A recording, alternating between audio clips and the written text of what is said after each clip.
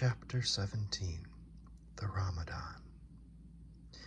As Queequeg's Ramadan, or fasting in humiliation, was to continue all day, I did not choose to disturb him till towards nightfall. For I cherish the greatest respect towards everybody's religious obligations, never mind how comical, and could not find it in my heart to undervalue even a congregation of ants worshipping a toadstool, or those other creatures in certain parts of our earth who, with a degree of footmanism quite unprecedented in other planets, bow down before the torso of a deceased landed proprietor, merely on account of the inordinate possessions yet owned and rented in his name.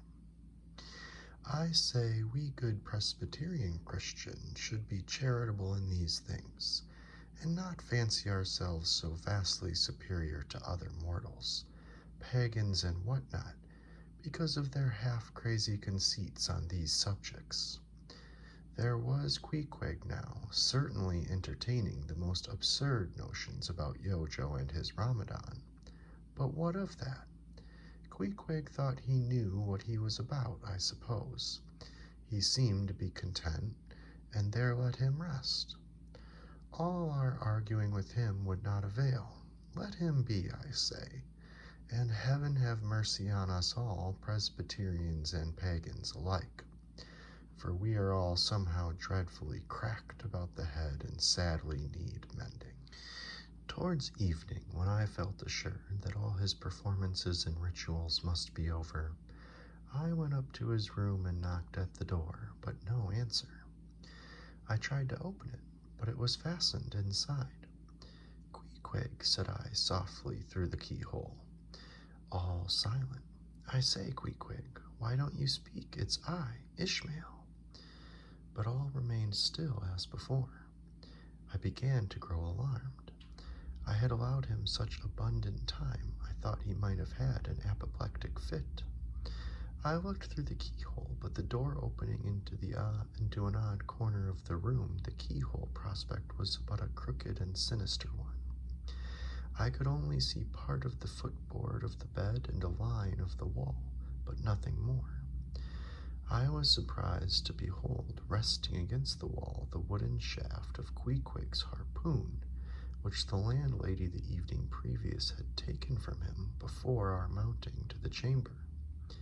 That's strange, thought I, but at any rate, since the harpoon stands yonder, and he seldom or never goes abroad without it, therefore he must be inside here, and no possible mistake. "Queequeg, Queequeg," all still. Something must have happened. Apoplexy.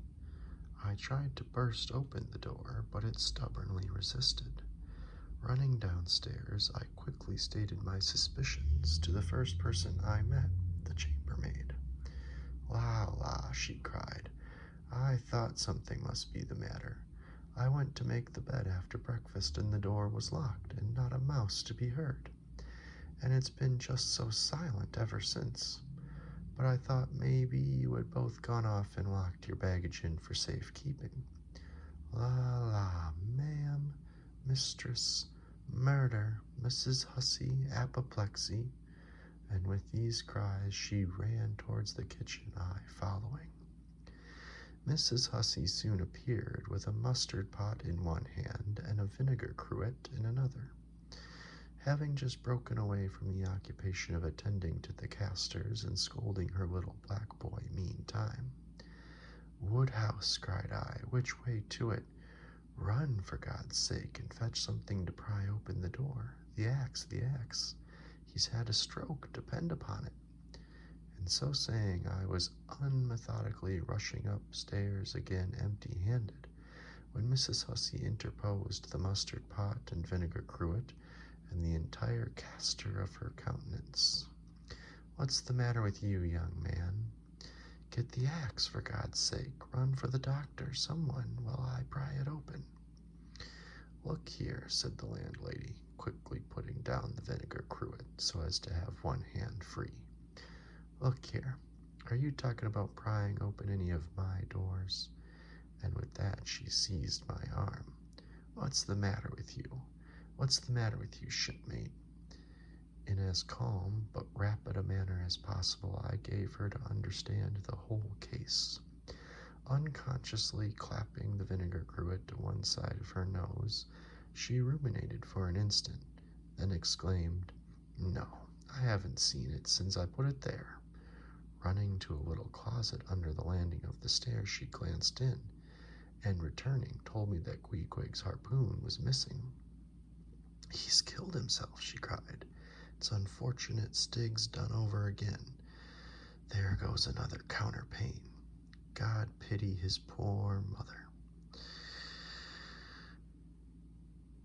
It will be the ruin of my house. Has the poor lad a sister? Where's that girl there, Betty? Go to the Snarls the painter and tell him to paint me a sign with 'No suicides permitted here' and 'No smoking in the parlor.' Might as well kill both birds at once. Kill the Lord be merciful to his ghost. What's that noise there, you young man? Avast there." And running up after me, she caught me as I was again trying to force open the door. "I won't allow it. I won't have my premises spoiled. Go for the locksmith. There's one about a mile from here. But avast," putting her hand in her side pocket. "Here's a key that'll fit, I guess. Let's see." And with that, she turned it in the lock, but alas, Queequeg's supplemental bolt remained unwithdrawn within. "Have to burst it open," said I, and was running down the entry a little for a good start, when the landlady caught at me, again vowing I should not break down her premises. But I tore from her, and with a sudden bodily rush dashed myself full against the mark. With a prodigious noise, the door flew open, and the knob, slamming against the wall, sent the plaster to the ceiling, and there, good heavens, there sat Queequeg, altogether cool and self-collected, right in the middle of the room, squatting on his hams and holding Yojo on top of his head. He looked neither one way nor the other, but sat like a carved image with scarce a sign of active life. "Queequeg," said I, going up to him. "Queequeg, what's the matter with you?" "He hain't been a-sittin' so all day, has he?" said the landlady. But all we said, not a word could we drag out of him. I almost felt like pushing him over so as to change his position, for it was almost intolerable, it seemed so painfully and unnaturally constrained, especially as in all probability he had been sitting so upwards of 8 or 10 hours, going too without his regular meals. "Mrs. Hussey," said I, "he's alive at all events, so leave us if you please, and I will see to this strange affair myself." Closing the door upon the landlady, I endeavored to prevail upon Queequeg to take a chair, but in vain. There he sat, and all I could do, for all my polite arts and blandishments, he would not move a peg, nor say a single word, nor even look at me, nor notice my presence in any the slightest way. I wonder, thought I, if this can possibly be a part of his Ramadan. Do they fast on their hams that way in his native island? It must be so. Yes, it's part of his creed, I suppose. Well, then let him rest. He'll get up sooner or later, no doubt. It can't last forever, thank God, and his Ramadan only comes once a year, and I don't believe it's very punctual then. I went down to supper. After sitting a long time listening to the long stories of some sailors who had just come from a plum-pudding voyage, as they called it, that is a short whaling voyage in a schooner or brig confined to the north of the line in the Atlantic Ocean only. After listening to these plum-puddingers till nearly 11 o'clock, I went upstairs to go to bed, feeling quite sure by this time Queequeg must certainly have brought his Ramadan to a termination. But no, there he was, just where I had left him. He had not stirred an inch. I began to grow vexed with him. It seemed so downright senseless and insane to be sitting there all day and half the night on his hams in a cold room, holding a piece of wood on his head. For heaven's sake, Queequeg, get up and shake yourself. Get up and have some supper. You'll starve. You'll kill yourself, Queequeg. But not a word did he reply. Despairing of him, therefore, I determined to go to bed and to sleep, and no doubt before a great while he would follow me. But previous to turning in, I took my heavy bearskin jacket and threw it over him, as it promised to be a very cold night, and he had nothing but his ordinary round jacket on. For some time, do all I would, I could not get into the faintest dose. I had blown out the candle, and the mere thought of Queequeg, not 4 feet off, sitting there in that uneasy position, stark alone in the cold and dark, this made me really wretched. Think of it, sleeping all night in the same room with a wide-awake pagan on his hams in this dreary, unaccountable Ramadan. But somehow I dropped off at last and knew nothing more till break of day when, looking over the bedside, there squatted Queequeg as if he had been screwed down to the floor. But as soon as the first glimpse of sun entered the window, up he got with stiff and grating joints, but with a cheerful look, limped towards me where I lay, pressed his forehead against mine, and said his Ramadan was over. Now, as I before hinted, I have no objection to any person's religion, be it what it may, so long as that person does not kill or insult any other person because that person doesn't believe it also. But when a man's religion becomes really frantic, when it is a positive torment to him, and in fine makes this earth of ours an uncomfortable inn to lodge in, then I think it high time to take that individual aside and argue the point with him. And just so I now did with Queequeg. Queequeg, said I, get into bed now and lie and listen to me. I then went on, beginning with the rise and progress of the primitive religions, and coming down to the various religions of the present time, during which time I labored to show Queequeg that all these Lents, Ramadans, and prolonged ham squattings in cold, cheerless rooms were stark nonsense, bad for the health, useless for the soul, opposed, in short, to the obvious laws of hygiene and common sense. I told him, too, that he being in other things such an extremely sensible and sagacious savage, it pained me very badly, pained me to see him so deplorably foolish about this ridiculous Ramadan of his. Besides, argued I, fasting makes the body cave in, hence the spirit caves in, and all thoughts born of a fast must necessarily be half-starved. This is the reason why most dyspeptic religionists cherish such melancholy notions about their hereafters. In one word, Queequeg, said I, rather digressively, hell is an idea first born on an undigested apple dumpling, and since then perpetuated through the hereditary dyspepsias nurtured by Ramadans.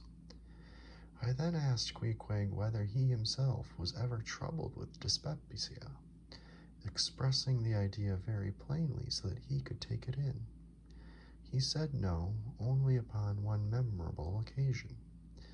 It was after a great feast by his father the king, on the gaining of a great battle wherein 50 of the enemy had been killed, by about 2 o'clock in the afternoon, and all cooked and eaten that very evening. No more, Queequeg, said I, shuddering, that will do, for I knew the inferences without his further hinting them.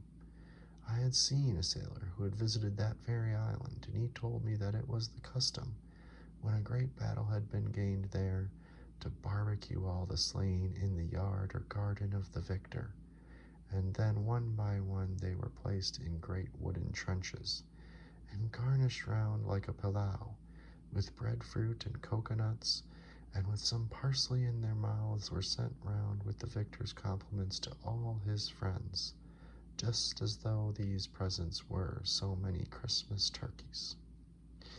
After all, I do not think that my remarks about religion made much impression upon Queequeg, because in the first place he somehow seemed dull of hearing on that important subject, unless considered from his own point of view, and in the second place, He did not more than 1/3 understand me, couch my ideas as simply as I would, and finally he no doubt thought he knew a good deal more about the true religion than I did. He looked at me with a sort of condescending concern and compassion, as though he thought it was a great pity that such a sensible young man should be so hopelessly lost to evangelical pagan piety. At last we rose and dressed, and Queequeg, taking a prodigiously hearty breakfast of chowders of all sorts, so that the landlady should not make much profit by reason of his Ramadan, we sallied out to board the Pequod, sauntering along and picking our teeth with halibut bones. Chapter 18. His Mark. As we were walking down the road of the wharf towards the ship, Queequeg carrying his harpoon, Captain Peleg in his gruff voice loudly hailed us from his wigwam, saying he had not suspected my friend was a cannibal, and furthermore announcing that he let no cannibals on board that craft unless they previously produced their papers.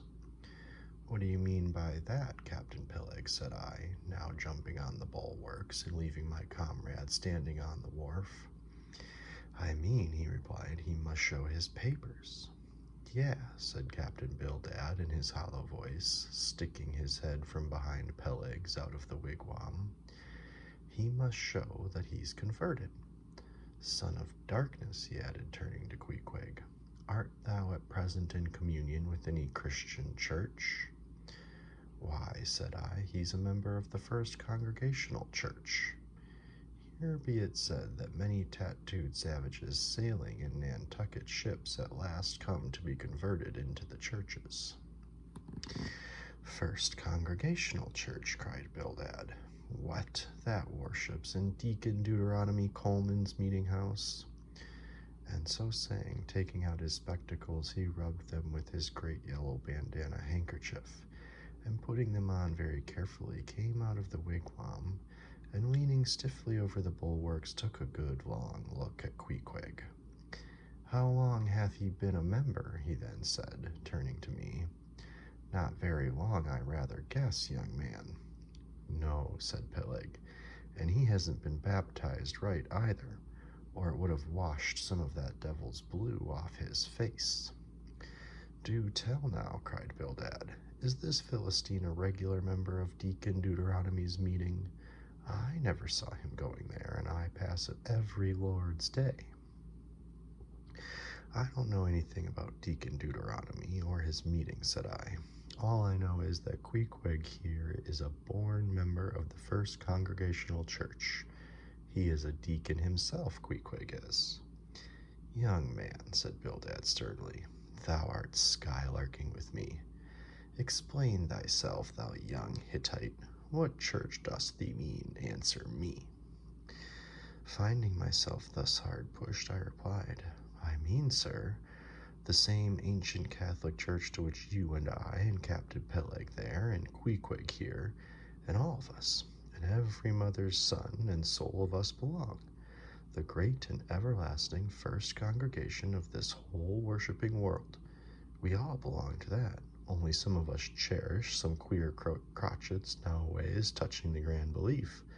In that we all join hands." "Splice. Thou meanst splice hands," cried Peleg, drawing nearer. "Young man, you'd better ship for a missionary instead of a foremast hand. I never heard a better sermon. Deacon Deuteronomy, why, Father Mopple himself couldn't beat it, and he was reckoned something. Come aboard, never mind about the papers. I say, tell Quahog there, what's that you call him? Tell Quahog to step along. But the great anchor, what a harpoon he's got there. Looks like good stuff, that, and he handles it about right. I say, Quahog, or whatever your name is, did you ever stand in the head of a whaleboat? Did you ever strike a fish?" Without saying a word, Queequeg, in his wild sort of way, jumped upon the bulwarks, from thence into the bows of one of the whaleboats hanging to the side, and then bracing his left knee and poising his harpoon, cried out in some such way as this: "Cap'n, you see him small drop tar on water there. You see him? Well, s'pose him one eye, well done." And taking sharp aim at it, he darted the iron right over old Bildad's broad brim, clean across the ship's decks, and struck the glistening tar spot out of sight. "Now," said Queequeg, quietly hauling in the line, "s'pose ye him whaley eye, why, dad whale dead." "Quick, Bildad," said Peleg to his partner, who, aghast at the close vicinity of the flying harpoon, had retreated towards the cabin gangway. "Quick, I say you, Bildad, and get the ship's papers. We must have Quahog, in one of our boats. Look ye, Quahog, I'll give ye the 90th lay, and that's more than ever was given a harpooner yet out of Nantucket." So down we went into the cabin, and to my great joy, Queequeg was soon enrolled among the same ship's company to which I myself belonged. When all preliminaries were over and Peleg had got everything ready for signing, he turned to me and said, "I guess Quahog there don't know how to write, does he?" I say, "Quahog, blast ye, dost thou sign thy name or make thy mark?" But at this question, Queequeg, who had twice or thrice before taken part in similar ceremonies, looked no ways abashed, but taking the offered pen, copied upon the paper in the proper place an exact counterpart of a queer round figure, which was tattooed upon his arm, so that through Captain Peleg's obstinate mistake touching his appellative, it stood something like this: Quahog, his mark. Meanwhile, Captain Bildad sat earnestly and steadfastly eyeing Queequeg, and at last rising solemnly and fumbling in the huge pockets of his broad-skirted trap coat, took out a bundle of tracts, and selecting one entitled "The Latter Day Coming, or No Time to Lose," placed it in Queequeg's hands, and then grasping them and the book with both his, looked earnestly into his eyes and said, "Son of darkness, I must do my duty by thee. I am part owner of this ship and feel concern for the souls of all its crew. If thou still clingest to thy pagan ways, which I sadly fear, I beseech thee remain not for aye a Belial bondsman. Spurn the idle bell and the hideous dragon. Turn from the wrath to come. Mind thine eye, I say. Oh, goodness gracious, steer clear of the fiery pit." Something of the salt sea yet lingered in old Bildad's language, heterogeneously mixed with scriptural and domestic phrases. Avast there, Bildad. Avast now, spoiling our harpooner," cried Peleg. "Pious harpooners never make good voyagers. It takes the shark out of 'em. No harpooner's worth a straw who ain't pretty sharkish. There was young Nat Swain, once the bravest boat header out of all Nantucket and the Vineyard. He joined the meeting and never came to good. He got so frightened about his plaguey soul that he shrinked and sheered away from whales for fear of afterclaps in case he got stove and went to Davy Jones."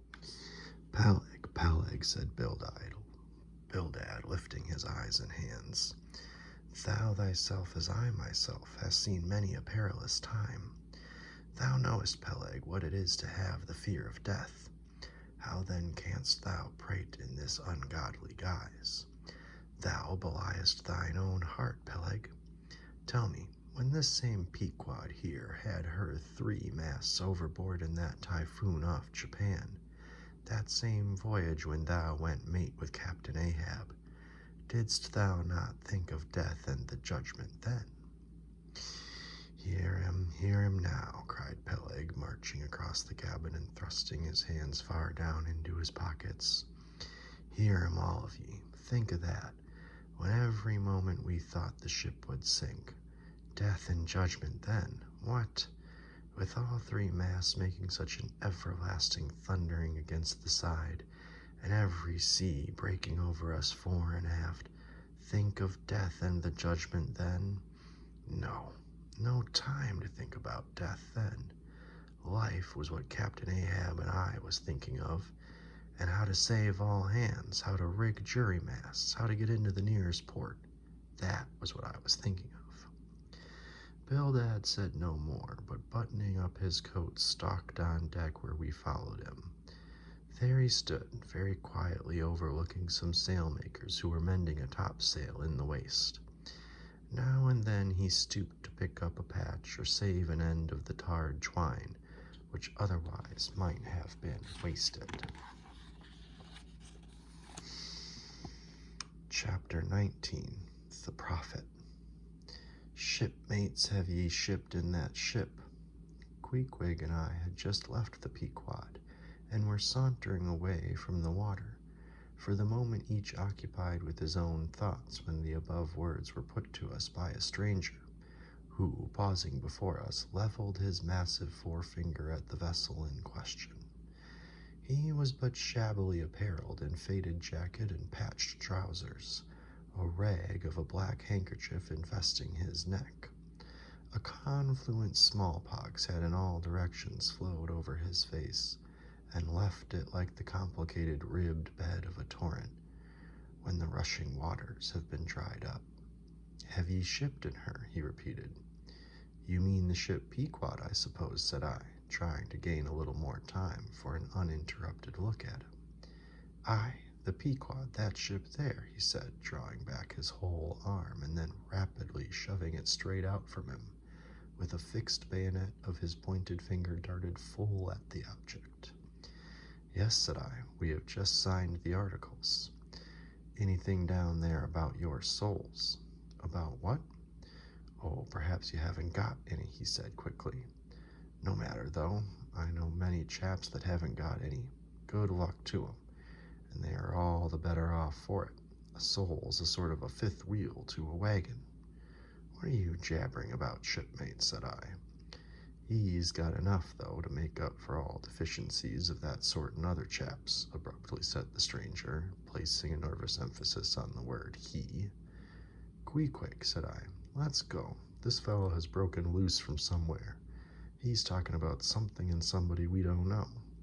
Stop, cried the stranger. You said true. You haven't seen Old Thunder yet, have ye? Who's Old Thunder, said I, again riveted with the insane earnestness of his manner. Captain Ahab. What? The captain of our ship, the Pequod? Aye, among some of us old sailor traps he goes by that name. You haven't seen him yet, have ye? No, we haven't. He's sick, they say, but is getting better and will be all right before long. All right again before long, laughed the stranger with a solemnly derisive sort of laughter. Look at ye, when Captain Ahab is all right, then this left arm of mine will be all right, not before. What do you know about him? What did they tell you about him? Say that. They didn't tell much of anything about him.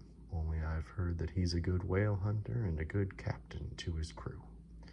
That's true, yes, both true enough. But you must jump when he gives an order. Step and growl and go. That's the word with Captain Ahab. But nothing about that thing that happened to him off Cape Horn long ago when he lay like dead for 3 days and nights. Nothing about that deadly scrimmage with the Spaniard afore the altar in Santa. Heard nothing about that, eh? Nothing about the silver calabash he spit into? And nothing about his losing his leg last voyage according to the prophecy? Didn't you hear a word about them matters and something more, eh? No, I don't think ye did. How could ye? Who knows it? Not all Nantucket, I guess. But hows'ever mayhap ye've heard tell about the leg and how he lost it. Aye, ye have heard of that, I dare say. Oh, yes, that everyone knows a'most. I mean, they know he's only one leg, and that a Parmacetti took the other off. My friend, said I, what all this gibberish of yours is about I don't know, and I don't much care, for it seems to me that you must be a little damaged in the head. But if you are speaking of Captain Ahab of that ship there, the Pequod, then let me tell you that I know all about the loss of his leg." "All about it, eh? Sure you do, all?" "Pretty sure." With the finger pointed and eye leveled at the Pequod, the beggar-like stranger stood a moment, as if in a troubled reverie. Then, starting a little, turned and said, "Ye've shipped, have ye? Names down on the papers." Well, that what's signed is signed, and what's to be will be. And then again, perhaps it won't be after all. Anyhow, it's all fixed and arranged already, and some sailors or other must go with him, I suppose. As well these as any other men. God pity 'em. Mornin' to ye, shipmates. Mornin' the ineffable heavens bless ye. I'm sorry I've stopped ye." "Look here, friend," said I. "If you have anything important to tell us, out with it. But if you are only trying to bamboozle us, you are mistaken in your game. That's all I have to say." And it's said very well, and I like to hear a chap talk up that way. You are just the man for him, the likes of ye. Morning to ye, shipmates, morning. Oh, when ye get there, tell 'em I've concluded not to make one of 'em. Ah, my dear fellow, you can't fool us that way. You can't fool us. It is the easiest thing in the world for a man to look as if he had a great secret in him. Morning to ye, shipmates, morning. Morning it is, said I. Come along, Queequeg. Let's leave this crazy man. But stop. Tell me your name, will you? Elijah. Elijah, thought I, and we walked away before commenting, after each other's fashion, upon this ragged old sailor, and agreed that he was nothing but a humbug trying to be a bugbear. But we had not gone perhaps above 100 yards when, chancing to turn a corner and looking back as I did so, who should be seen but Elijah following us, though at a distance. Somehow the sight of him struck me so that I said nothing to Queequeg of his being behind, but passed on with my comrade, anxious to see whether the stranger would turn the same corner that we did. He did, and then it seemed to me that he was dogging us, but with what intent I could not for the life of me imagine. This circumstance, coupled with his ambiguous, half-hinting, half-revealing, shrouded sort of talk, now begat in me all kinds of vague wonderments and half-apprehensions, and all connected with the Pequod, and Captain Ahab, and the leg he had lost, and the Cape Horn fit, and the silver calabash, and what Captain Peleg had said of him when I left the ship the day previous, and the prediction of the squaw Tistig, and the voyage we had found ourselves to sail, and 100 other shadowy things. I was resolved to satisfy myself whether this ragged Elijah was really dogging us or not, and with that intent crossed the way with Queequeg, and on that side of it retraced our steps. But Elijah passed on without seeming to notice us. This relieved me, and once more, and finally as it seemed to me, I pronounced him in my heart a humbug. Chapter 20. All astir. A day or two passed, and there was great activity aboard the Pequod. Not only were the old sails being mended, but new sails were coming on board, and bolts of canvas and coils of rigging, in short, everything betokened the ship's preparations, were hurrying to a close. Captain Peleg seldom or never went ashore, but sat in his wigwam keeping a sharp lookout upon the hands. Bildad did all the purchasing and providing at the stores, and the men employed in the hold and on the rigging were working till long after nightfall.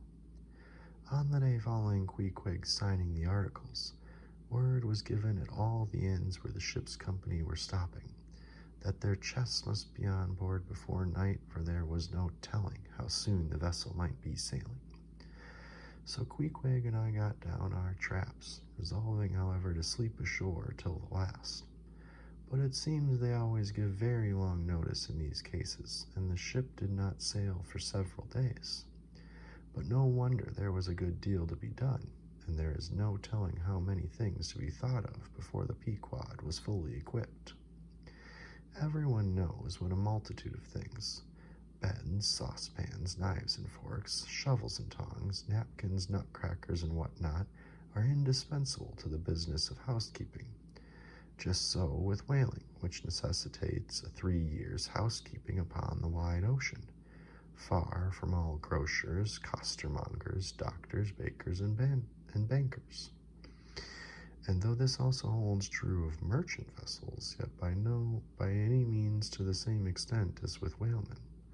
For besides the great length of the whaling voyage, the numerous articles peculiar to the prosecution of the fishery, and the impossibility of replacing them at the remote harbors usually frequented, it must be remembered that of all ships, whaling vessels are the most exposed to accidents of all kinds, and especially to the destruction and loss of the very things upon which the success of the voyage most depends. Hence the spare boats, spare spars, and spare lines and harpoons, and spare everythings, almost but a spare captain and duplicate ship. At the period of our arrival at the island, the heaviest stowage of the Pequod had been almost completed, comprising her beef, bread, water, fuel, and iron hoops and staves. But, as before hinted, for some time there was a continual fetching and carrying on board of divers odds and ends of things both large and small. Chief among those who did this fetching and carrying was Captain Bildad's sister, a lean old lady of a most determined and indefatigable spirit, but withal very kind-hearted, who seemed resolved that if she could help it, nothing should be found wanting in the Pequod after once fairly getting to sea.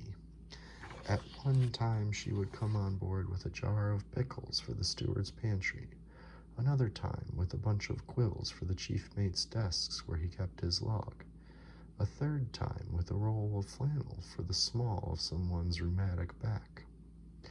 Never did any woman better deserve her name, which was Charity, Aunt Charity as everybody called her.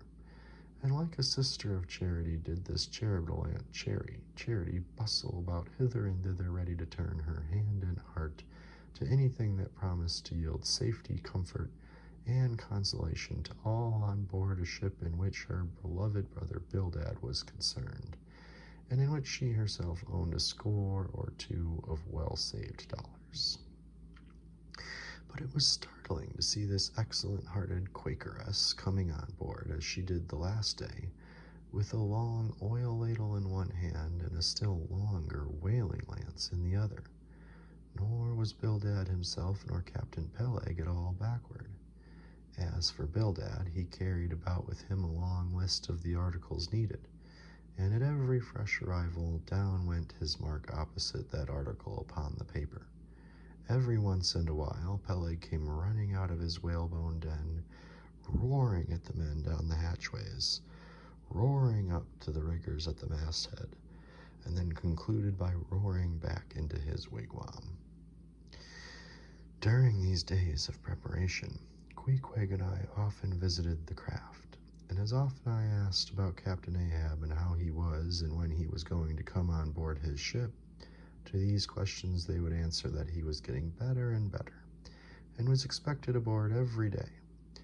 Meantime, the two captains, Peleg and Bildad, could attend to everything necessary to fit the vessel for the voyage.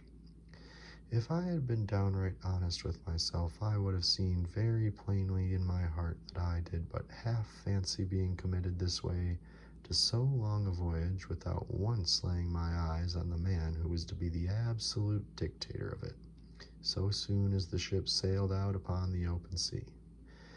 But when a man suspects any wrong, it sometimes happens that if he be already involved in the matter, he insensibly strives to cover up his suspicions even from himself.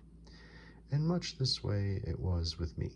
I said nothing, and tried to think nothing. At last it was given out that sometime next day the ship would certainly sail. So next morning, Queequeg and I took a very early start.